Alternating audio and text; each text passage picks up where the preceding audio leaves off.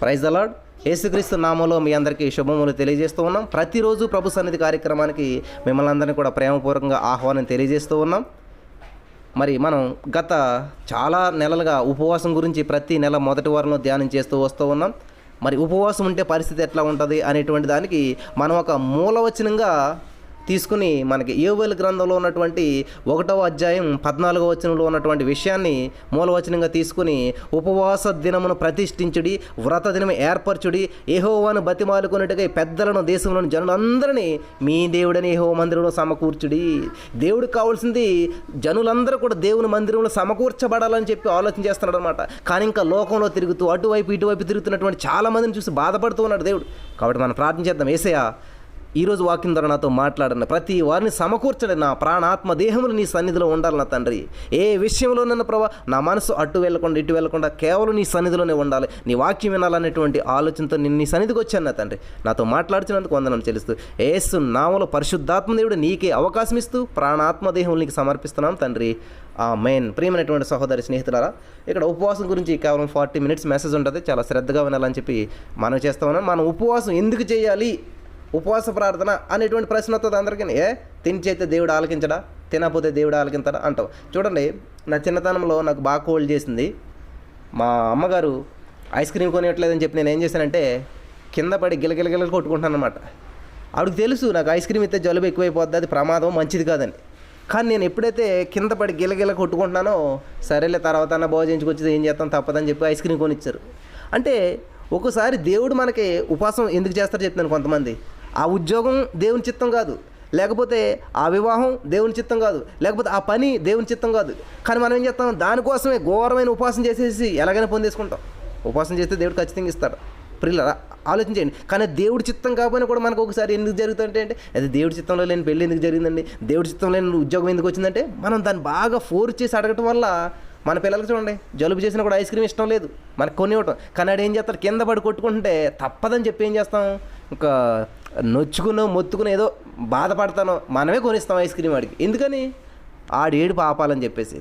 అలాగే మనం కొన్నిసార్లు ఏం చేస్తామంటే దేవుని బాగా ఫోర్స్ చేస్తాం. కొన్నిసార్లు ఉపవాసం చేసేస్తుంటారు చాలామంది. అది దేవుని చిత్తం కాకపోయినా సరే నాకు అదే కావాలి, అదే ఇవ్వాలి అని చెప్పి బాగా ఫోర్స్ చేస్తుంటుంటాం అనమాట. ప్రియులారా, అటువంటి ఉద్దేశాలతోటి ఉపవాసం చేయొద్దు ఎప్పుడు కూడా.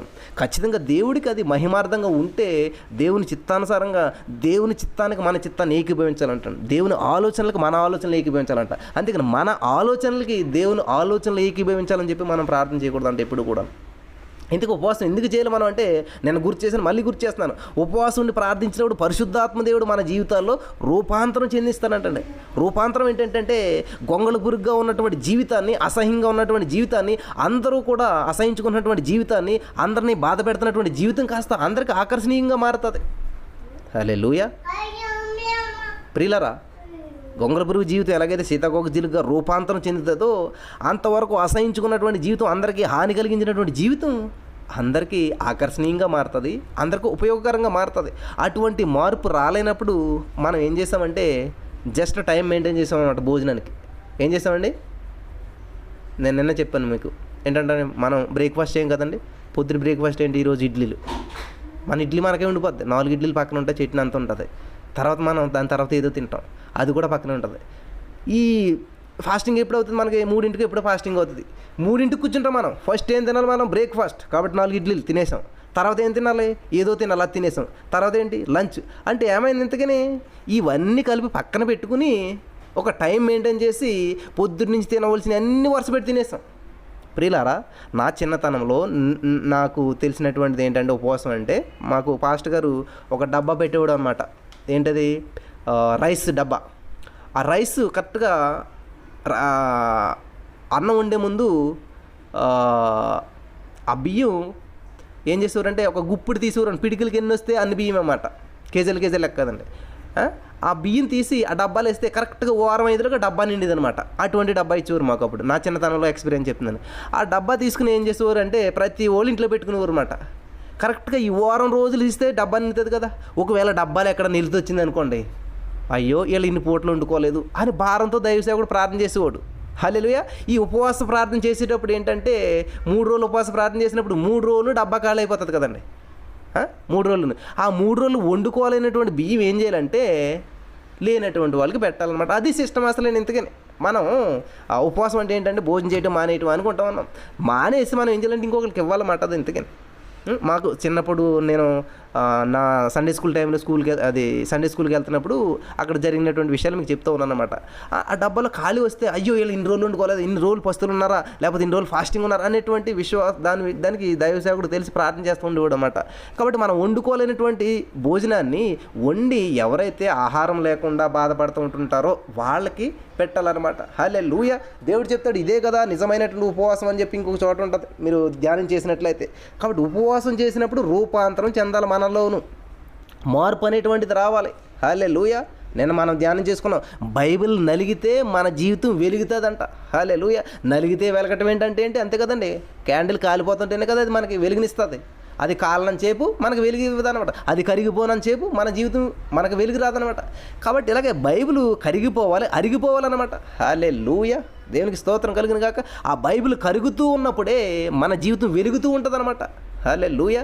కాబట్టి మీరు ఎక్కువ సమయం ఉంటే బైబిల్ చదవండి. ఈ మధ్య నేను నాకు ఉన్నటువంటి సమయాన్ని అంతా ఆల్మోస్ట్ ఫోన్ ఇవన్నీ తగ్గించేసి దేవునికి కేటాయిస్తూ ఉన్నప్పుడు అది ఎంత రెవల్యూషన్, ఎంత ఆనందాన్ని ఇస్తూ ఉన్నాడంటే దేవుడు నిజంగాను. మీరు ప్రతి వారు కూడా ఏం చేస్తారంటే మీకున్నటువంటి సమయాన్ని బైబిల్ నలపడానికి ప్రయత్నించండి. అలాగని చెప్పి కూర్చుని బైబిల్ నలపట కాదు, బైబిల్ తిరగేయటానికి, బైబిల్ చదవటానికి బైబిలే చెప్తుంది కదండి. దేవారాత్మ దాన్ని ధ్యానించేవాడు ధన్యుడు అని చెప్పి. కాబట్టి రూపాంతరం చెందాలంటే, జీవితాలు రూపాంతరీకరించాలంటే దేవుడు ఉపవాస ప్రార్థన అనేటువంటిది ఉజ్జీవానికి మూలం. మనలో నిర్జీవం పోతుంది, మనలో బద్ధకం పోతుంది, మనలో బలహీనతలు పోతాయి, మనలో ప్రతీదీ కూడా పోగొట్టేది ఏంటి ఉపవాస ప్రార్థన అనమాట. మరి మనం ఇటువంటి ఉపవాస ప్రార్థన చేసినప్పుడు ఖచ్చితంగా మన జీవితంలో అద్భుతమైనటువంటి ఆశీర్వాదాలు, మార్పులు, అద్భుతాలు మన జీవితంలోనే కాదు, మనం ప్రార్థన చేస్తుంటే ఎదుటి వాళ్ళ జీవితంలో అద్భుతాలు చూడగలుగుతాం. మన ప్రార్థన చేస్తుంటే ఎదుటి వాళ్ళు ఉత్తేజాన్ని చూడగలుగుతాం. మన ప్రార్థన చేస్తుంటే ఎదుటి వారి జీవితాలు కట్టబడటం చూస్తాం. హల్లెలూయా. ఒకవేళ మీ పరిస్థితి బాగుండకపోవచ్చు, మీరు పూరింట్లో ఉండొచ్చు. ఆయన అపొస్తలులైన పౌలు గారు అంటారు కదా, మేము బలహీనలు అయ్యుండి కూడా ఎదుటి వారికి బలపరుస్తూ ఉన్నాం. హల్లెలూయా. మేము దరిద్రులు అయ్యిండి కూడా ఎదుటివారు ధనవంతులు అవుటకు మేము ప్రార్థన చేస్తూ ఉన్నాం. మేము ప్రార్థన చేస్తుంటే ఎదుటివారు ధనవంతులు అవుతున్నారు. మాకు సరైన కట్టుబడకు బట్టలు లేవు, కానీ మేము ప్రార్థన చేస్తుంటే అనేక మందికి అనేకం వస్తాయని చెప్తుంటుంటాడు పౌలు గారు. హల్లెలూయా. దేవునికి స్తోత్రం కలుగును గాక. కాబట్టి ఈ సమాజాలన్నింటినీ కూడా బాగుపడాలంటే, దేశాలు బాగుపడాలంటే, ప్రపంచం బాగుపడాలంటే, ప్రతి వారు కూడా బాగుపడాలి అంటే ఖచ్చితంగా మనం ఏం చేయాలంటే మనం సాక్రిఫైస్ చేయాలి. హల్లెలూయా. యేసుక్రీస్తు ప్రభువారు తన సిలువలో ప్రాణం పెట్టాడు కాబట్టి ఈరోజు మనం ఆనందంగా ఆరోగ్యంగా ఉంటున్నాం. మనకి పాకిస్తాన్ ఇండియా బోర్డర్లో మన సైనికులు మనకు కాపుదలు కాస్తున్నారు. సైనికులు వచ్చి మన మీద పడతలేదు కాబట్టి మన మంచం మీద మన హాయిగా పడుకోగలుగుతున్నాం. హల్లెలూయా. దేవునికి స్తోత్రం కలుగును గాక. ప్రియమైనటువంటి వారులారా, హల్లెలూయా. అర్థం చేసుకోండి ప్రతి వారు కూడా. ఈరోజు మనం హాయిగా ఇంట్లో పడుకుంటూ ఉన్నాం, టీవీ చూసుకుంటున్నాం, రిమోట్ నొక్కుంటున్నాం అంటే మన కోసం నిద్రలేనటువంటి రాత్రులు సైనికులు అక్కడ గడుపుతూ ఉన్నారు. ఆలోచన చేసాం మనం ఎప్పుడన్నా? మనం అనుకుంటున్నాం మనం హ్యాపీగా ఉన్నాం. ప్రియులరా, ఎవరో ఒకరు నిద్రలేని రాత్రులు గడపడం వల్ల మనం హాయిగా నిద్రపోతున్నాం ఇక్కడ. హల్లెలూయా. ఎవరో ఒకరు మనం కొరకు ప్రాణం పెట్టడం వల్ల మనం ప్రాణాలతో ఉన్నాం ఇక్కడ. హల్లెలూయా. చాలా అద్భుతమైన విషయాలు ఇవన్నీ కూడా. కాబట్టి ఈ రోజున మనకి మాదిరించి వెళ్ళాడు యేసుక్రీస్తు ప్రభువారు. ప్రతిదీ మాదిరించి వెళ్ళాడు ఆయన. మన మనుషుల్ని ఎలా ప్రేమించాలి, సంఘంలో ఎలా ఉండాలి, సమాజంలో ఎలా ఉండాలి, ఇరుగు పొరుగు వాళ్ళతో ఎలా ఉండాలి, మనం దూషించే వారితో ఎలా ఉండాలి, ద్వేషించే వారితో ఎలా ఉండాలి, మనకి ఇవన్నీ కూడా నేర్పెళ్ళాడు ఆయన. కాబట్టి మనల్ని టార్గెట్ మనది ఎవరిది ఉండాలంటే యేసు ప్రభువుది ఉండాలన్నమాట. లేదు మన పక్క ఆవిడను, మన పక్కింటి ఆవిడను పెట్టుకున్నాను అనుకో, ఆవిడ చాలా భక్తిగా ఉండేదండి, ఇప్పుడు మానేసింది. ఆవిడ చాలా భలే ప్రార్థన చేసేదండి, ఇప్పుడు మానేసింది. ఇలాగ ఉంటుంది అన్నమాట. మన పక్కన మాదిరి పెట్టుకోండి, యేసుక్రీస్తు ప్రభువుని పెట్టుకోండి. నిన్న నేడు నిరంతరం మారని దేవుడు అనమాట. ఎప్పుడు ఎల్లప్పుడూ ఒకేలా ఉంటాడు ఆయన దేవుడు. హల్లెలూయా. ఒకే దేవుడు ఒకేలా ఉంటాడు అనమాట. కాబట్టి మన పక్కన చూసుకుంటాం, జాబ్ రానని చెప్పి భలే ప్రార్థన చేసేవారండి. వాళ్ళు జాబ్ వచ్చిన తర్వాత వాళ్ళు ప్రార్థన పిలుతుండే రావట్లేదు బ్రదర్, ఎట్లా చెప్తుంటారు చాలామంది. వాళ్ళకి పిల్లలు పుట్టినని చెప్పి ఎంత ప్రార్థన చేశారు బ్రదర్, అసలని ప్రార్థన ప్రార్థన ప్రార్థన రోజు. పిల్లలు పుట్టారు బ్రదర్, పిల్లలతో బిజీ అయిపోయారు, అసలు ప్రార్థన అంటేనే టైం లేదంటున్నారు. ఇట్లాంటి మాటలు వినిపిస్తూ ఉంటుంటాయి మనకి చాలా చోట్ల. హల్లెలూయా. దేవునికి స్తోత్రం కలుగును గాక. కాబట్టి ఉపవాసము అంటే దేవునితో సహవాసము. మరి మీలో ఎంతమంది ఉపవాసం ఉన్నారో మీకు తెలుసు. నేను చేతులు ఎత్తమని చెప్పను, ఆమెను చెప్పమని చెప్పను. ఎందుకంటే నా కోసం మీరు ఉండలేదు ఉపవాసం, నాకు తెలియజేయడం కోసం మీరు ఉండలేదు ఉపవాసం, నాకు లెక్క చెప్పడం కోసం మీరు ఉపవాసం ఉండలేదు. కేవలం దేవునికి మీకు సంబంధించినటువంటి మీ సహవాసం ఇప్పుడు ఇక్కడ ఎవరితో చేస్తున్నారంటే దేవునితో చేస్తూ ఉన్నారు. అంతే కదండి. ఇక్కడ ఎవరంటే మీ పక్కన ఎవరు లేరు. ఇంత కార్యక్రమం జరుగుతుంది. ఇది ఆల్మోస్ట్ మనకి ఈ కార్యక్రమం అంతా ఎదురు కొన్ని వందల మంది చూస్తూ ఉంటుంటారు ఈ ప్రోగ్రాం. కానీ ఎవరెవరికి తెలియదు, ఎవరెవరికి చూడలేము. కానీ ఇంత చోట ఇన్ని దూరాలుగా ఉన్నా కూడా అద్భుతమైనటువంటి కార్యక్రమం జరుగుతుంది. ప్రియులరా, మీరంతా నమ్ముచిన వాళ్ళంతా కూడా ఆమెను చెప్పాలి. You should believe it, receive it అనమాట. మీరు అలాగ మౌనంగా స్తబ్దంగా ఉండిపోయినట్లయితే కార్యాలు జరగవు. హల్లెలూయా, దేవునికి స్తోత్రం. సాగిపోయే వాళ్ళ విషయంలో ఏముండదండి, సాగిపోయే వాళ్ళ విషయంలో. కాబట్టి సాగిపోయేవారుగా ఉండాలి. మనం ప్రతి దానికి రెస్పాండ్ అవుతూ ఉండాలన్నమాట. దేవునికి స్తోత్రం. Yes, I am believing, I am receiving అని చెప్పి మనం ఎప్పుడు కూడా యాక్టివ్గా ఉండాలన్నమాట. హల్లెలూయా, దేవునికి స్తోత్రం. కదలని నీరు స్వచ్ఛతను కోల్పోతుంది అంటండి. హల్లెలూయా, కదలని ఇనుము తుప్పు పడుతుందంట. కాబట్టి మనం కదిలేవారుగా ఉండాలి. కదులుతున్నటువంటి ఇనుముకి ఉన్నటువంటి తుప్పు అంతా పోతుంది, షైనింగ్ వస్తుంది, తెలిపి వస్తుంది అనమాట. హల్లెలూయా, దేవునికి స్తోత్రం కలిగిన గాక. కాబట్టి ఈ 40 రోజులు ఉపవాసం చేసినటువంటి వారిలో గురించి మనం ఆ బైబిల్ గ్రంథంలో ధ్యానం చేసుకుంటూ వస్తూ, మోసే గారు 40 రోజులు ఉపవాసం చేశాడంట. ఆయన కనీసం నీళ్లు తాగకుండా 40 రోజులు ఉపవాసం చేస్తే ఆయనకి ఏమొచ్చింది? ముఖం ప్రకాశవంతంగా మారిపోయిందంట. హల్లెలూయా, యెహోషువ గారు కూడా చేస్తారు 40 రోజులు ఉపవాసం. ఆయనకి ఎవరున్నారు? వెనక ముందు ఎవరు లేరు. మనకు ఆన్లైన్లో కనీసం ఫోన్ అన్నా ఉంది చేతిలోను, పక్కన ఎవరు లేకపోయినాను. యెహోషువ గారికి ఎవరు లేరు. మరి కేవలం ఆయన ఏం చేస్తున్నాడు? ఏం మాట్లాడతాడు? ఎవరితో చీకటి, అంధకారం, అయోమయం. చాలా అద్భుతమైన వాక్యం అది. వినండి ఒకసారి. యెహోషువ గారు అటువంటి పరిస్థితుల్లో ఉపవాసం చేశాడు ఆయన. హల్లెలూయా. ఏలియా గారు కూడా 40 రోజులు ఉపవాసం చేశాడు, భయపడుతూ చనిపోతామేమో అని చెప్పేసి ఇటువంటి పరిస్థితుల్లోనూ. దేవునికి స్తోత్రం కలిగిన. చివరిగా యేసుక్రీస్తు ప్రభువారు, హల్లెలూయా, రాసుకున్నారు కదా మీవన్నీ కూడా. బైబిల్ గ్రంథంలో 40 రోజులు ఉపవాసం చేసినటువంటి వారు ఎవరంటే మోషే, ద్వితీయోపదేశకాండం 9:9 ఉంటుంది. అలాగే యెహోషువ, నిర్గమకాండం 24వ అధ్యాయం 12వ అధ్యాయం 18వ వచనంలో ఉంటుంది. ఏలియా గారు మరి మొదటి రాజుల గ్రంథం 19వ అధ్యాయం 7వ వచనం ఉంటుంది. చివరిగా యేసుక్రీస్తు ప్రభువారు మత్తయి సువార్త 4వ అధ్యాయం మొదటి 11 వచనంలో చూసినట్లయితే యేసుక్రీస్తు ప్రభువారు చేసినటువంటి 40 రోజుల ఉపవాసం గురించి మనం ధ్యానించుకోబోతున్నాం అన్నమాట ఈ రోజున. హల్లెలూయా, దేవునికి స్తోత్రం కలిగిన గాక. మరి బైబిల్ గ్రంథం మీరు ఓపెన్ చేసినట్లయితే మత్తయి సువార్త 4వ అధ్యాయం మొదటి వచనం మనం చూసినట్లయితే అక్కడ ఏమన్నదంటే, అప్పుడు యేసు అపవాది చేత శోధించబడుటకు ఆత్మ వలన అరణ్యమునకు కొనిపోబడెను. హల్లెలూయా, అపవాది చేత శోధించబడుటకు. హల్లెలూయా. ప్రియులరా, మన జీవితంలో శోధనలు అనేటువంటి రాక మానవండి. ఏ విధంగా వస్తాయో చెప్పలేం, ఏ విధమైన శోధనలు వస్తాయో చెప్పలేం. మన పిల్లోడికి రూపాయి అనేటువంటి చాలా పెద్ద సమస్య. అడిగి ఆ రూపాయి సంపాదించడం మనకి ₹1,00,000 అనేటువంటి చాలా పెద్ద సమస్య అవుతుంది. ₹1,000 అనేటువంటి ఒక పెద్ద సమస్య అవుతుంది. కాబట్టి ఎవరి స్థాయికి తగ్గట్టు వాళ్ళ సమస్యలు ఉంటాయి. ఎంత చెట్టుకు అంత గాలి అంటుంటారు కదండి.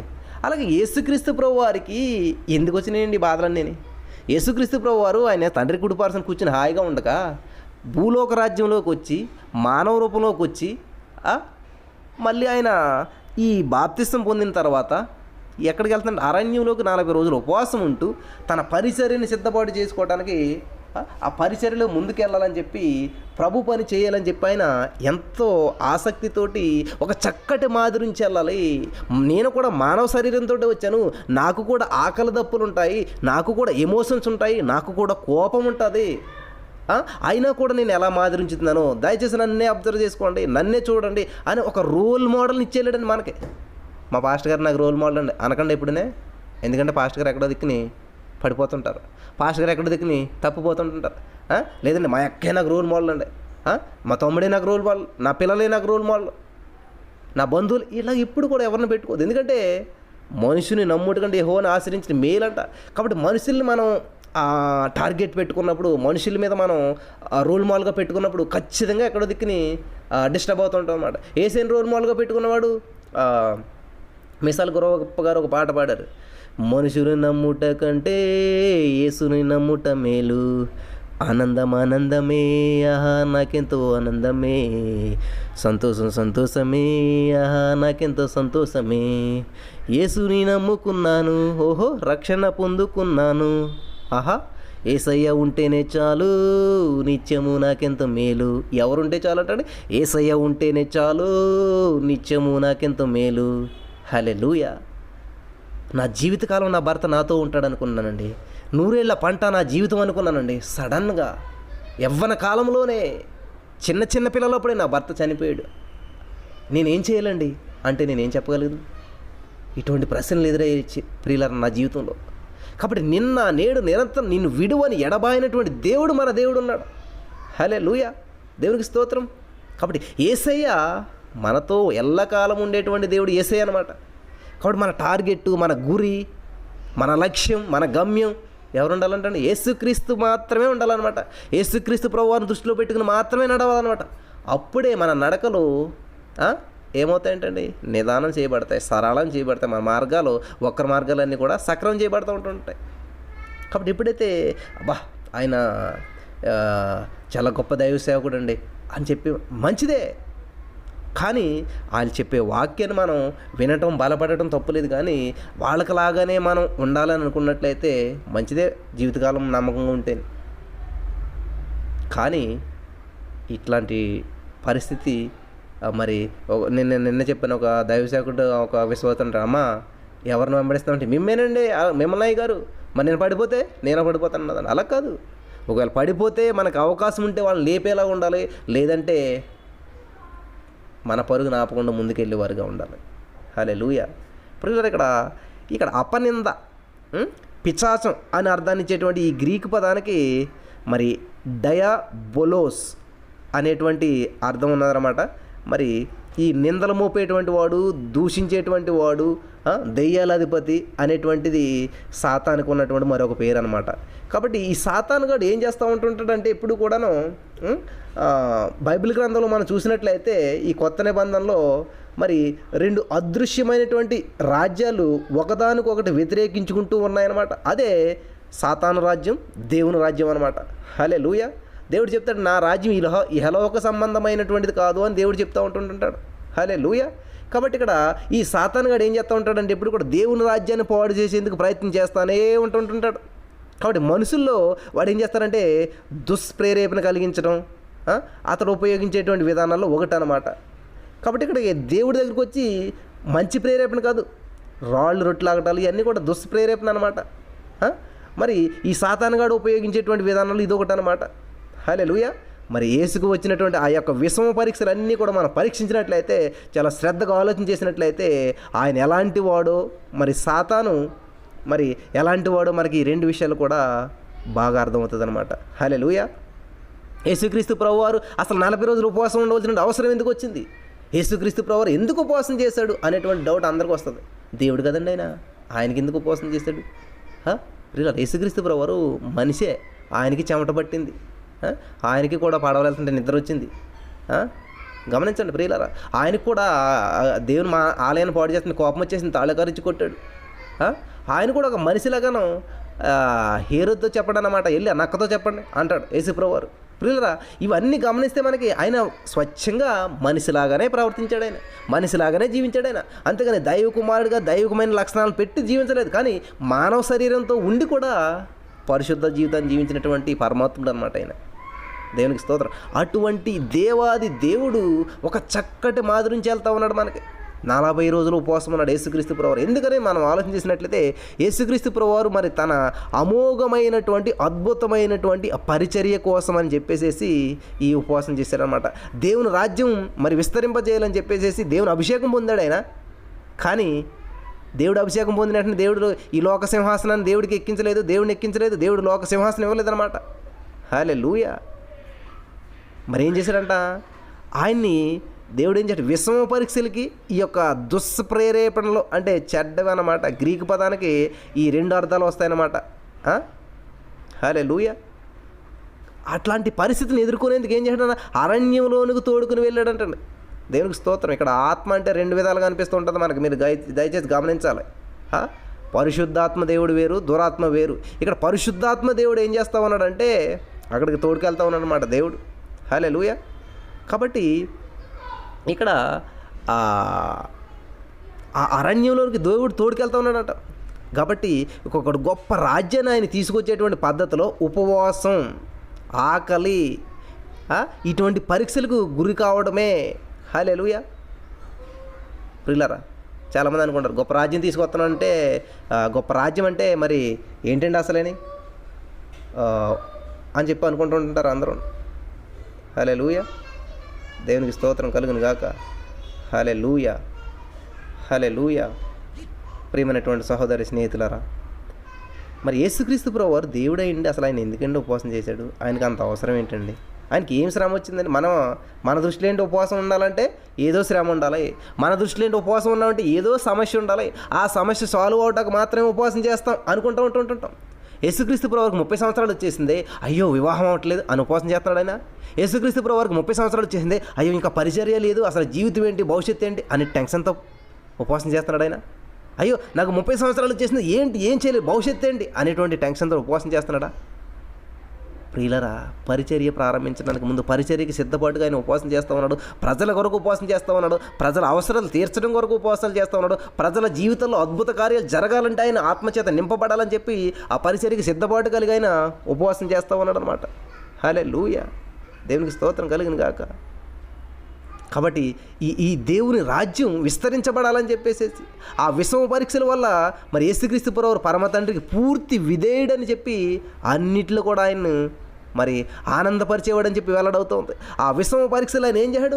ఎప్పుడు కూడా దేవునికి వ్యతిరేకంగా మాట్లాడలేదు, ఎప్పుడు కూడా దేవుని బాధ పెట్టే విధంగా లేడు. కాబట్టి మనం ఉపవాసం ఉంటుంటాం, కోపడుతుంటుంటాం, ఉపవాసం ఉంటుంటాం, వాళ్ళని వీళ్ళని దూషిస్తూ ఉంటుంటాం, ద్వేషిస్తూ ఉంటాం, తిడతాను ఉంటుంటాం, మనం ఇలా చేస్తుంటుంటాం. అంటే నా చిన్నతనంలో నేను చూసాను అన్నమాట. ఉపవాసం ఉండేసి కొట్లాడేసుకున్న వాళ్ళు కొట్లాడుకున్న వాళ్ళు చాలామంది ఉన్నారు. ఉపవాసం ఉండి బూతులు తిట్టేసుకున్న వాళ్ళు కూడా చాలామంది ఉన్నారు అన్నమాట. అసలే నేను ఒకసారి చదువు అనమాట, యెహోవా అనేటువంటి పదాన్ని రాయడానికి అంటే బైబిల్ రాసేటప్పుడు వాళ్ళు లెగిసి స్నానం చేసి మంచిగా క్లీన్ అయిన తర్వాత మాత్రం ఆ పదాన్ని రాసేవారంట. వామ్మో, అలాగైతే మనం ఇప్పుడు మొహం కడకుండానే మనం పాసినోరితో యెహోవా అని చెప్పని ఎత్తున్నాం మనం. కానీ చూడండి అసలు అలా ఎంత నిష్టగా వాళ్ళు చేశారు చూసారా ప్రియులారా? ఆలోచన చేయండి, మీకు అర్థమవుతుందని చెప్తున్నాను. యెహోవా అనేటువంటి ఈ పదాన్ని రాయడానికి వాళ్ళు లెగిసి వాళ్ళు శుద్ధీకరించుకొని స్నానం చేసి ఏ మలినం లేకుండా చేసుకున్న తర్వాత మాత్రమే ఆ పదాన్ని రాసేవారంట. ఎంత పరిశుద్ధంగా మరి ప్రవర్తించారో చూసారు వాళ్ళు. నేను అది చదివినప్పుడు చాలా ఆశ్చర్యం వేసింది అనమాట. హల్లెలూయా. కానీ ఈరోజు మనం లేస్తాం, మందు తాగిన వాళ్ళు కూడా ఇప్పుడు యెహోవా నామమున ఉస్తరిస్తూ ఉంటుంటారు, బూతులు తిట్టేవాళ్ళు చాలా ఇట్లా ప్రతి విధమైనటువంటి మన పనులు చేస్తూ కూడా మామూలుగానే దేవుడిని ఆర్డినరీగా అయినా కూడా ఎందుకని మనకి ఏ విధమైన ఇబ్బంది కలగట్లేదంటే కృపాకాలంలో ఉన్నాం. దేవునికి స్తోత్రం. మోషే గారిని యేసుక్రీస్తు ప్రభువు వరకు ఉన్నటువంటి కాలం అంటే ధర్మశాస్త్రం అంటాను, ధర్మశాస్త్ర యుగం అనమాట. అదంతా కూడా ధర్మశాస్త్రం నడిచింది. ధర్మశాస్త్రం తర్వాత యేసుక్రీస్తు ప్రభువు వచ్చిన తర్వాత కృపాయుగం అన్నమాట. ఇదంతా కూడా కృపాకాలంలో ఉన్న మనం అంతా కూడా దేవుడు కృప చూపిస్తున్నాడు కాబట్టి ఈరోజు మనం ఆరోగ్యంగా ఆనందంగా ఉండగలుగుతూ ఉన్నాం. హల్లెలూయా, దేవునికి స్తోత్రం కలుగును గాక. కాబట్టి ఇక్కడ మనం ఆలోచన చేసినట్లయితే ఈ బైబిల్ గ్రంథంలో చాలా అమూల్యమైనటువంటి విషయాలు. యేసుక్రీస్తు ప్రభువు ఉపవాసం ఉన్నారంటే 40 రోజులు ఉపవాసం ఉన్నారంటే ఎందుకని? ఆయనకి ప్రార్థించేటువంటి శక్తి లేదా? అద్భుతాలు చేసే శక్తి లేదా? లేకపోతే ఆయన అడిగింది ఏదైనా పొందుకోలేకపోతున్నాడా? ఆయన అనుకున్నటువంటి ఏదైనా సాధించలేకపోయాడా? ఏమీ లేదు. అన్నీ ఆయన అట్లా మనసులో అనుకుంటే ఖచ్చితంగా నెరవేరుతాయి. ఎందుకంటే సర్వాంతర్యామి, సర్వసృష్టికర్త, ఆయనకు అసాధ్యమైంది ఈ లోకంలో ఏదీ లేదు. హల్లెలూయా. కాబట్టి మన పిల్లలకి మనం నోటితో చెప్పింది వినరండి వాళ్ళు. మనం ఏదైతే చేస్తున్నామో అది ఖచ్చితంగా అదే చేసేస్తుంటారు, నాకు చెప్పవసరం లేదు వాళ్ళకి. హల్లెలూయా. అదండి తండ్రి నేర్పేటువంటి మనకు పద్ధతి. మా పాప ఉంటుంది, మేము ప్రేయర్ చేస్తున్నాం, కళ్ళు మూసుకుంటుంది, ఇట్లాగా మేము ఏం చేస్తున్నామో తెలీదు, కానీ ఎలా చేస్తున్నామో అన్న తెలుసు. ఆమె చూసి ఏం చేస్తుందంటే కళ్ళు మూసుకుంటుంది, చేతులు నిండి జోడింతుంది, నమస్కారం పెడుతుంది, అంతే. ఏదో ఆమె అంటుంది, అంతే అయిపోతుంది. అంటే ఇది ఎలాగ వచ్చింది? నేర్పితేనా? కాదు, అనుకరణ అనమాట, చూసి. కాబట్టి దేవుడు ఏం చేశాడు? మనల్ని చూసి వీళ్ళంతా అనుసరిస్తారు ఖచ్చితంగా అని చెప్పి చక్కటి ఒక మాదిరి ఇవ్వాలని చెప్పి యేసుక్రీస్తు ప్రభువు మత్తయి సువార్తలో 4:1-11 తెలిస్తే చాలా అద్భుతమైనటువంటి విషయం మనకు అక్కడ కనిపిస్తూ ఉన్నదనమాట. హల్లెలూయా. ప్రియులారా, ముందుకు వెళ్దాం మనం. ఆత్మ వలన అరణ్యమునకు కొనిపోబడెను. బ్రదర్, దేవుడు నమ్ముకుంటే కష్టాలు ఎందుకు వస్తాయి బ్రదర్? దేవుని నమ్ముకుంటే అంతా మీరే జరుగుతుంది అంటారు కదా బ్రదర్. దేవుని నమ్ముకుంటే ఆశీర్వాదాలు వస్తాయంటారు కదా బ్రదర్. మరి ఎందుకని ఆత్మ అరణ్యానికి ఎందుకు వెళ్ళిపోయింది? ఆత్మ సమృద్ధి గల ప్రదేశాలకు నడిపించాలి కానీ, పరిశుద్ధాత్మ దేవుడు మంచి పవిత్రమైన ప్రదేశాలకు నడిపించాలి కానీ అరణ్యంలోకి తీసుకెళ్తామండి. అరణ్యంలో ఆహారం లేదు, అరణ్యంలో నీరు లేదు, అరణ్యంలో ఏమీ లేదు. హల్లెలూయా. ప్రియులారా, ఒక విత్తనం భూమిలో నాటినప్పుడు అది ఏం చేస్తుందంటండి? కాయ కాసేస్తుందా? ఆకులేసేస్తుంది? లేదు. విత్తనంలోంచి వచ్చేటువంటిది ఎప్పుడు కూడా మొట్టమొదటి వేర్లు వస్తాయి. ఏ విత్తనానికైనా ఏమొస్తుందంటే మొట్టమొదటి వేర్లు బయటకు వస్తాయి. హల్లెలూయా. ఆ వేర్లు ఎటు వెళ్తాయి? ఆకాశం వైపు వెళ్తాయా? ఆ వేర్లు ఎప్పుడు వెళ్తాయి? మొట్టమొదటి నేనే అని ఏం చేస్తుంది? విత్తనం నుంచి వచ్చినటువంటి వేరు సప్పన పైకి వచ్చేది, అది అందరికి కనపడతా. ఆ పైకి వచ్చినటువంటి వేరు ఏం చేస్తుందంట? తనను తాను తగ్గించుకున్న వాళ్ళు హెచ్చించబడతారన్నట్టు మొట్టమొదటి నేనే గింజలోంచి బయటకు వచ్చింది, కానీ నేను ఎవరికి కనపడను, లోపలికి వెళ్ళిపోతాను, నేను ఎవరికి కనపడను, మరుగైపోతాను. ఈ చెట్టు నిలబడటానికి ఆధారం నేనే అయిపోతాను, ఈ చెట్టుని నిలబెడతాను, ఈ చెట్టుని ఫలింపజేస్తాను అని ఆ గింజలోంచి వచ్చినటువంటి ఆ వేర్లు కాస్త ఏమవుతాయంటండి? మరుగైపోతాయి, లోపలికి వెళ్ళిపోతాయంట, భూమిలోకి వెళ్ళిపోతాయి, భూమిలో దాక్కుంటాయంట. భూమిలో దాక్కుని ఈ చెట్టుని గట్టిగా పట్టుకుంటాయంట, ఈ చెట్టుకి సపోర్ట్ ఇస్తూ ఉంటాయంట. హల్లెలూయా, దేవునికి స్తోత్రం కలుగును గాక. ఎంత అద్భుతమైనటువంటి విషయాలు దేవుడు దాచించాడు చూసారు సృష్టిలో మనకి. ఈ విత్తనం నుంచి బయటకు వచ్చేది. నేను ధాన్యాన్ని మేము నారు కట్టేవాళ్ళు నా చిన్నతనంలోను.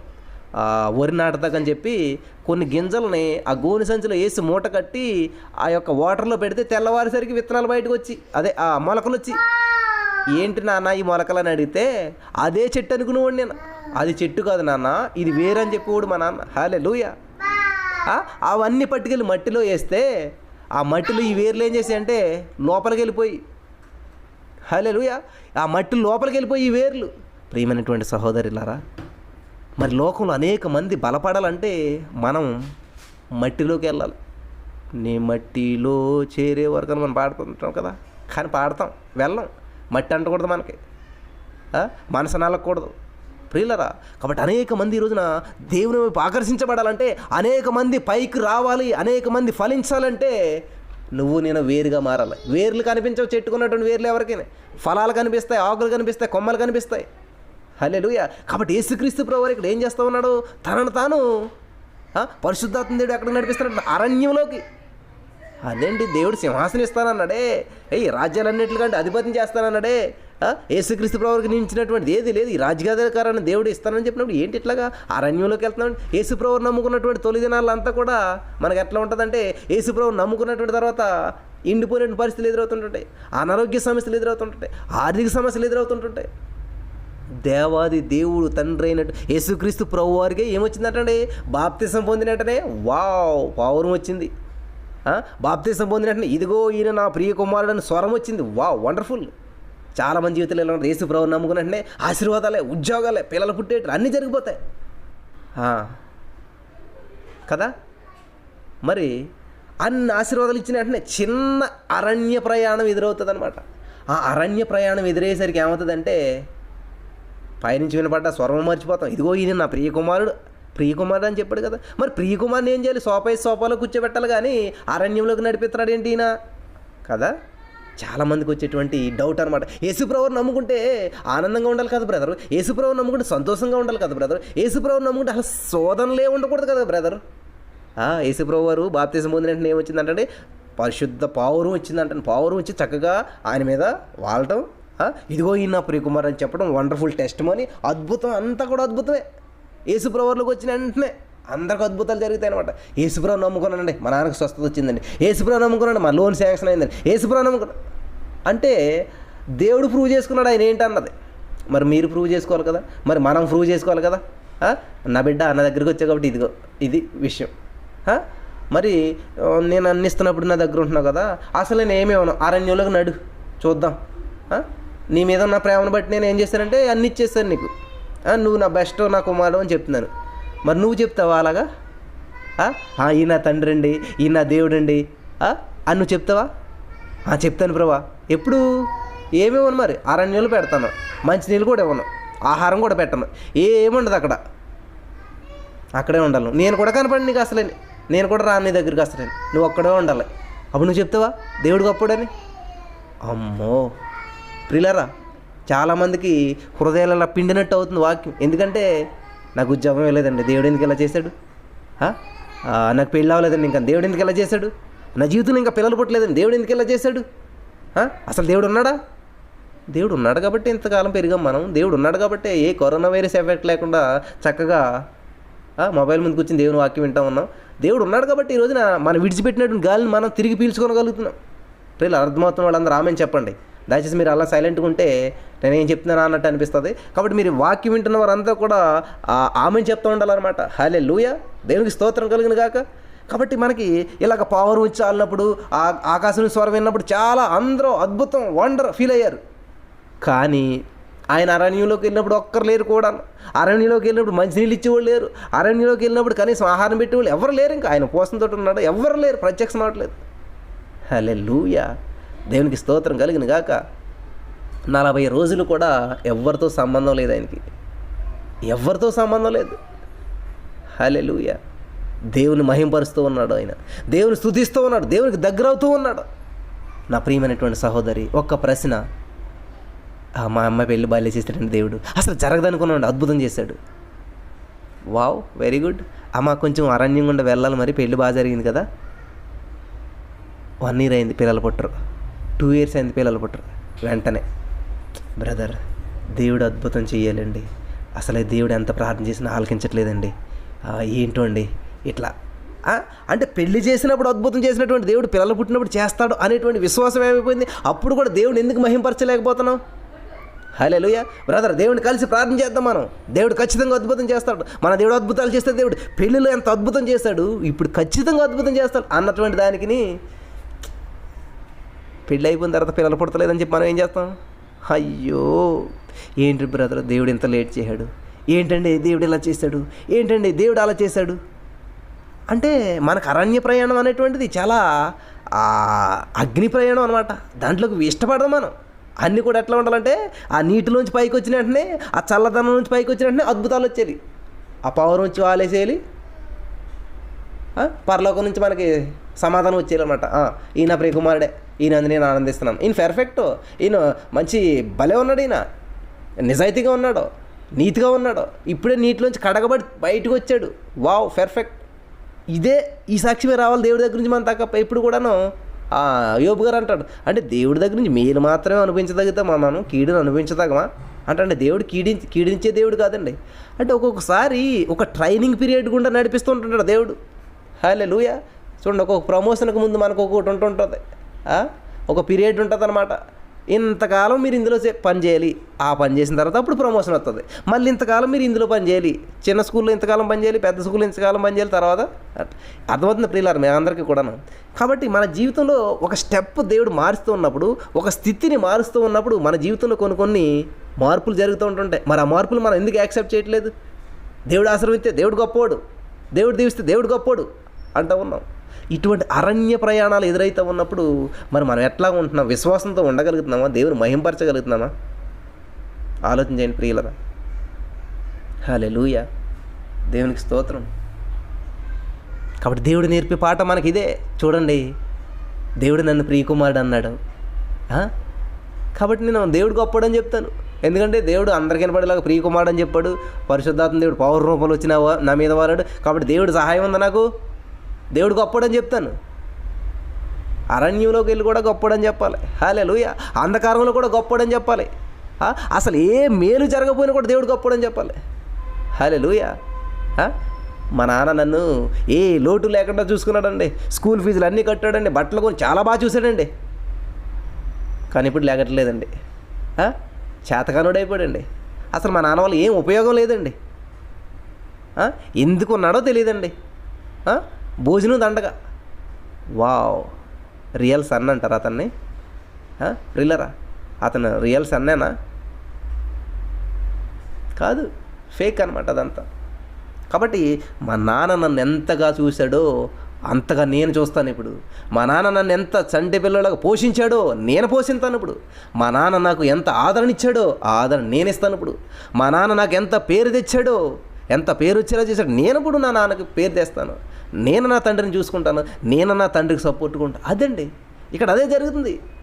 తండ్రి అయినటువంటి దేవుడు యేసుక్రీస్తు ప్రభువు బాప్తిసం పొంది వచ్చిన వెంటనే, ఇదిగో నేను ప్రియకుమారుడు, నేను ఆనందిస్తాను నేనేందు అన్నప్పుడు సంతోషించాడు దేవుడు.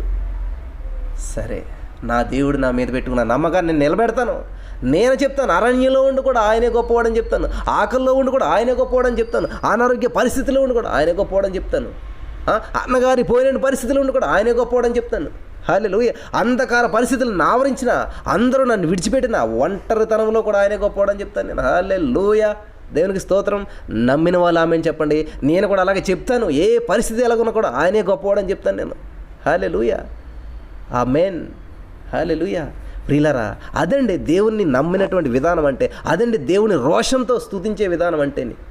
అంతేగాని అద్భుతం చేసినప్పుడు మాత్రమే దేవుడు గొప్పవాడు, మన జీవితంలో అద్భుతం జరగలేనప్పుడు దేవుడు గొప్పవాడు కదా అనుకోవడం. ఇక్కడ యేసుక్రీస్తు ప్రభువారు చూడండి, 40 రోజులు ఉపవాసం ఉన్నాడంటే 40 రోజులు కూడా దేవుని స్తుతిస్తూ ఉన్నాడు. ఆకలితో, దాహంతో, అంధకారంలో, అయోమయంలో. పగలే అంత కష్టంగా ఉందంటే ఆ ప్రదేశం, నైట్ ఎలా ఉండి ఉంటుందండి? నైట్ ఎంత భయంకరంగా ఉండి ఉంటుంది, ఎంత భీకరమైన స్వరములు వచ్చి ఉంటుంటాయి, ఎంత భీకరమైన సౌండ్లు వచ్చి ఉంటుంటాయి, ఎంత భయంకరమైన, ఎంత కష్ట పరిస్థితుల్లో డే అండ్ నైట్ అయిన ఉపవాసంతో దేవుని ప్రార్థన చేస్తూ దేవుడిలో గడుపుతూ ఉన్న తర్వాత ప్రియులారా ఆలోచన చేయాలి. యేసుక్రీస్తు ప్రభువారి పైన ఉన్నప్పుడేమో పరిశుద్ధాత్మ దేవుడు ఈయన నా ప్రియకుమారుడు అని దేవుడు చెప్పాడు. కానీ 40 రోజులు ఉపవాసం ఉన్నటువంటి తర్వాత ప్రత్యక్షమైంది ఎవరంటండి? సాతాను ప్రత్యక్షమయ్యాడు. వావ్ బ్రదర్, గంట ప్రార్థన చేసిన దేవుడు అద్భుతం చేస్తాననుకుంటే కీడు విన్నాను నేను. దేవుడు ఉపవాస ప్రార్థన చేశాను, ఏదో మేలు జరుగుతుందని కీడు జరిగింది అనుకుంటా ఉన్నారా? దేవుడు దాన్ని కూడా ఎగ్జాంపుల్ చూపించాడు, ఒక మార్గాన్ని చూపించాడు దేవుడు మీకు. 40 రోజులు ఉపవాసం ఉన్న తర్వాత అంటే ప్రత్యక్షమైంది దెయ్యం, దేవుడు కాదు. రీలరా చాలా జాగ్రత్తగా నా వాక్యం. ఎందుకంటే చాలామంది జీవితాలు ఎదురైనటువంటి సమస్యలకి అసలు ఏంటి, నాకు పరిష్కారం ఏంటి? ఎంత ప్రార్థన చేసినా కూడా నాకు చెడు ఎదురవుతుందేంటి? ఎంత ప్రార్థన చేసినా కూడా ఎందుకు ఈ సమస్యలు తొలగిపోవట్లేదు? ఎంత ప్రార్థన చేసినా కూడా నాకు ఇంకా ఆ సమస్యలు పెరిగిపోతున్నాయండి. యేసుక్రీస్తు ప్రభువు 40 రోజులు ఉపవాసం ఉంటే ప్రత్యక్షమైంది దేవుని దూత కాదు. రిలారా గమనించాలి. యేసుక్రీస్తు ప్రభువు 40 రోజులు ఉపవాసం ఉన్నటువంటి తర్వాత ఆయన ప్రత్యక్షమైంది దెయ్యం, సాతానుగాడు వచ్చాడంట. వావ్. కాబట్టి మనం బాగా ప్రార్థన చేసుకుంటే మనకి ఎదురయ్యేది ఏంటంటే శోధనలు ఎదురవుతుంటుంటాయి. బాగా ప్రార్థన చేసాం కాబట్టి అన్ని అద్భుతాలనే చూస్తాం. బాగా ప్రార్థనా పరులు కాబట్టి వీళ్ళ జీవితంలో అన్ని ఆశీర్వాదాలు ఉంటాయి అని మీరు అనుకుంటే పొరపాటేనండి. వీళ్ళు చాలా భక్తిపరులు కాబట్టి వీళ్ళకి అన్నీ కూడా ఆశీర్వాదాలు ఉంటాయి, అసలు వీళ్ళకి శ్రమలు ఉండవు, వీళ్ళకి శోధనలు ఉండవు అనుకున్నట్లయితే చాలా పొరపాటు పడ్డట్టు. కాబట్టి ఈరోజు చాలామంది డిసప్పాయింట్ అవ్వదు. ఎందుకంటే బ్రదర్ యేసుప్రభువుని నమ్ముకున్నాం కానీ అయినా కానీ మా ఇంట్లో సమస్యలు పోవడం లేదు, యేసుప్రభువుని నమ్ముకున్నాం బ్రదరు అయినా కానీ మా జీవితం బాగుపడలేదు, యేసుప్రభువుని నమ్ముకున్నాం బ్రదరు. ఎందుకనంటే వాళ్ళ ఎక్స్పెక్టేషన్ ఏంటంటే బాగుపడటం అంటే ఏంటంటే ఓ ఇల్లు కట్టుకోవటం, బాగుపడటం ఏంటంటే రోగం స్వస్థపరచబడటం, బాగుపడటం ఏంటంటే వాళ్ళకి ఉద్యోగం రావటం. ఇది బాగు అనుకుంటున్నారు చాలామంది.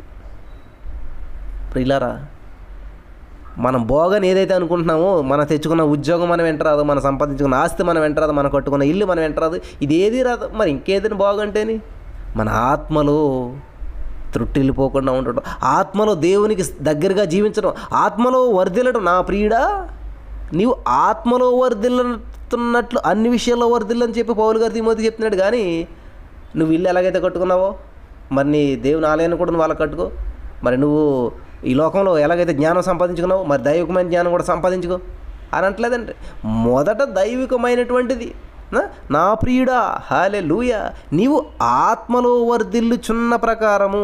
ఆయన ముందు ఎక్కడ వర్ధిల్లుతున్నాడు అంటే ఆత్మలోను. హల్లెలూయా. ఇక్కడ దేవుడు ఉపవాసం ఉండి పరిశుద్ధాత్మ దేవుని సహాయంతో శ్రమలు బాధలు అనుభవించినటువంటి ఆ యొక్క పరిస్థితుల్లో ప్రత్యక్షమైంది ఎవరంటే సాతాను. హల్లెలూయా. కాబట్టి ఈరోజు మీ జీవితాల్లో ఎంతో కష్టపడి ప్రార్థన చేశారు, ఎంతో దేవునికి సమీపస్తులుగా జీవించారు, అయినా కానీ ఏమి ఎదురవని శ్రమలు బాధలు ఇరుకులు ఇబ్బందులు పరిస్థితులు మారతలేదు అని చెప్పి డిసప్పాయింట్ అవుతూ ఉన్నారా? ఇక్కడ ఒక స్టోరీ జరుగుతుందండి, మీకు అది రేపు చెప్తాను నేను. సాతానుగాడు వచ్చి దేవుడితో మాట్లాడతాడు, అసలు అది ఏ విధంగా మాట్లాడతాడు, ఏ విధంగా అద్భుతం జరుగుతుంది, ఎప్పుడు దేవుని దూతలు వస్తారో అటువంటిది ఆల్రెడీ మీరు చదివితే తెలిసిపోద్ది అంతాను. దీని అంతా కూడా ఒక క్రమ పద్ధతిలో మనం వివరించుకుంటూ వెళ్దాం. హల్లెలూయా. మీరు ఆశ్రయించబడ్డారనుకుంటా ఉన్నాను ఈరోజు వాక్యంతో. కాబట్టి వాక్యాన్ని వింటూ ఉన్నప్పుడు మన జీవితానికి అప్లై చేసుకోవాలి. యేసుక్రీస్తు ప్రభువారు బాగానే అరణ్యంలోకి వెళ్ళాడు, 40 రోజులు అయ్యి ఎంత ఈజీగా మాట్లాడుతున్నాం మనం. 40 రోజులు కదా మనం 4 గంటలు ఉంటాయి, ఎంత ప్రాణం తల్లడిల్లిపోతుంటుంటుంది. ఒక గంట లేట్ అయితే భోజనం తిని కాడ, లేకపోతే మనం ఏదైనా పెళ్ళికి వెళ్ళినప్పుడు ఆ పెళ్లి టైంకి మనం భోజనం టైంకి వెళ్తాం, భోజనం టైంకి భోజనం పెట్టకపోతే కంగారు వచ్చేస్తుంటుంది ప్రాణం, ఇంకెప్పుడు పెడతారో ఏంటని చెప్పేసి. హల్లెలూయా. కాబట్టి ఈ లోకంలో మనం శ్రమలు బాధలు ఇరుకులు ఇబ్బందులు సమస్యలు అనుభవిస్తూ ఉంటామండి. అలాగని చెప్పి దేవుడు మనం విడిచిపెట్టేడా? లేదు. అంటే దేవుడు కూడా అంటే ఎందుకు శ్రమలు వస్తాయండి అనుకుంటుంటారు చాలామంది. నిన్ను విడువను ఎడబాయిను అని చెప్తున్నటువంటి దేవుడు నిన్ను విడిచిపెట్టాడు ప్రియులారా, నన్ను విడిచిపెట్టాడు ప్రియులారా. ఎవరిని విడిచిపెట్టాడు? ఖచ్చితంగా దేవుడు తోడై ఉంటాడు. దేవుడు తోడై ఉన్నాడు కాబట్టే ఇవన్నీ అద్భుత రీతిలో జరుగుతున్నాయి నా ప్రియమైనటువంటి సహోదరి స్నేహితులారా. మరి చాలామంది చక్కటి వాక్యాన్ని వింటూ ఉన్నారు, వాక్యంలో బలపడుతున్నారు. వారందరిని బట్టి మేము సంతోషిస్తూ ఉన్నాం.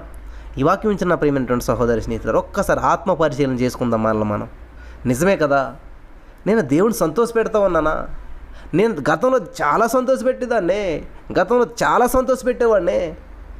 దేవుడు ఇది చేశాడు, అది చేశాడని చెప్పేసేసి నేను చక్కగా దేవుడిని స్తుతించేవాడినే, ప్రతి విషయంలో కృతజ్ఞత కలిగి ఉండేవాడినే.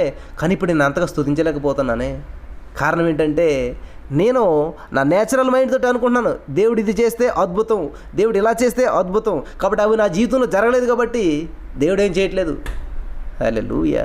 మనం విడిచిపెట్టినటువంటి గాలి, మన ఊపిరి పీల్చి వదులుతూ ఉన్నాం కదా, మనం వదిలినటువంటి ఊపిరి తిరిగి తీసుకోగలుగుతున్నాం అంటే అది చాలా పెద్ద అద్భుతం. ఎందుకంటే ఊపిరి ఆగిపోతే అప్పటి వరకు మంచిగా ఉన్నటువంటి వాళ్ళని ఏమంటారు, బాడీ అంటారు. అంటే అది అంత అద్భుతం కదా ప్రియులరా. మన జీవితంలో ఇటువంటి కార్యాలు రోజు చేస్తూ ఉన్నాడు దేవుడు, ప్రతి క్షణము చేస్తూనే ఉన్నాడు. అద్భుతం. దేవుని వాక్యం ఇచ్చిన ప్రియమైనటువంటి సహోదరి, మనల్ని మనం సరి చేసుకుందాం, దేవునికి సమీపస్తులుగా చేసుకుందాం. యేసుక్రీస్తు ప్రభువారు ఉంచినటువంటి మాదిరిని మనం కూడా కలిగి ఉందాం. యేసుక్రీస్తు ప్రభువారు మరి తండ్రిని ఎలా సంతోషపెట్టాడో, యేసుక్రీస్తు ప్రభువారు ఏ మాటలో, చూపులో, ప్రవర్తనలో తండ్రిని ఎక్కడ ఇబ్బంది పెట్టలేదండి. ఏ విషయంలో కూడా మరి తండ్రి మాటను దాటిపోలేదు. యేసుక్రీస్తు ప్రభువారు చక్కగా పరిశుద్ధాత్మ సహాయంతో దేవుని స్తుతిస్తూ మహిమపరుస్తూ వస్తున్నటువంటి వాడుగా మనకు కనిపిస్తూ ఉన్నాడు. యేసుక్రీస్తు ప్రభువారిలో ఉన్నటువంటి గొప్ప ఆ యొక్క సహనాన్ని మనం నేర్చుకోవాలి. హల్లెలూయా. యేసుక్రీస్తు ప్రభువులో ఉన్నటువంటి గొప్ప క్వాలిటీస్ అన్ని మనం నేర్చుకోవాలి. యేసుక్రీస్తు సారూప్యంలోనికి మార్చబడాలి మనం. యేసుక్రీస్తు సారూప్యంలోనికి మార్చేదే ఈ ఉపవాసం. ఈ ఉపవాసమే దేవునితో సహవాసం అనమాట. యేసుక్రీస్తులాగా మారాలన్నమాట. హల్లెలూయా. యేసుతోనే నడవాలని, యేసులాగా మారాలని, యేసులాగా ఉండాలి. ఎంత అద్భుతం! అలా ఉండాలన్నది, యేసులాగా అయిపోవాలన్నమాట మనం. హల్లెలూయా. నువ్వు యేసే అయిపోవాలి, నేను యేసు, ప్రతి వారు ఒక యేసే అయిపోవాలి. ఈ లోకానికి యేసేని చూపించాలన్నమాట. అది దేవుని ఉద్దేశం అయినది. హల్లెలూయా. దేవునికి స్తోత్రం. నా ప్రియమైనటువంటి సహోదరి స్నేహితులారా, చాలా అద్భుతమైన వాక్యం మాట్లాడారు దేవుడు ఈ రోజున.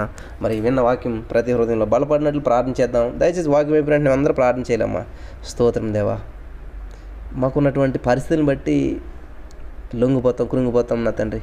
నేను స్తుతించాలనుకుంటాం, నువ్వు గొప్పోటి చెప్పాలని అనుకుంటూ ఉంటుంటాం. కానీ ఈ లోకంలో ఉన్న పరిస్థితిని బట్టి ఒకసారి స్తుతించలేకపోతాం ఏసయ్య, నేను బలపరచలేకపోతుంటుంటాం. మరి మేము కొన్ని పరిస్థితుల్లో లొంగిపోతుంటుంటాం ఏసయ్య. మరి దయచేసి మమ్మల్ని జ్ఞాపకం చేసుకోండి ప్రభా. మాకు కీడు ఎదురైనా, శోధనలు ఎదురైనా, శ్రమలు ఎదురైనా, ఆర్థిక పరిస్థితులు ఎదురైనా, అనారోగ్య పరిస్థితులు ఎదురైనా, ఏదైనా నీవు నమ్మదగిన దేవుడు. మరి నీవు మమ్మల్ని విడిపిస్తావు, నడిపిస్తావు. ఎందరైతే ఈరోజు వాక్యం అందరినీ బలపరచండి, నీ అభిషేకం చేత నింపడినా ప్రభా.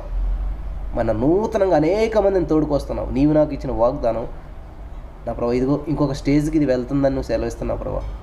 శాంతి అనేటువంటి సహోదరు ఎవరైతే ఉన్నారో నా ప్రభా, మరి వారిని జ్ఞాపకం చేసుకున్న ప్రభా. యేసు నామములో వారికి ఉన్న సమస్య నుంచి విడుదల ప్రకటిస్తున్నావు తండ్రి. నువ్వు అద్భుతం చేసినందుకు వందనం చెల్లిస్తూ నమ్మి పొందుకుని నమ్మ పరమ తండ్రి. ఆమేన్.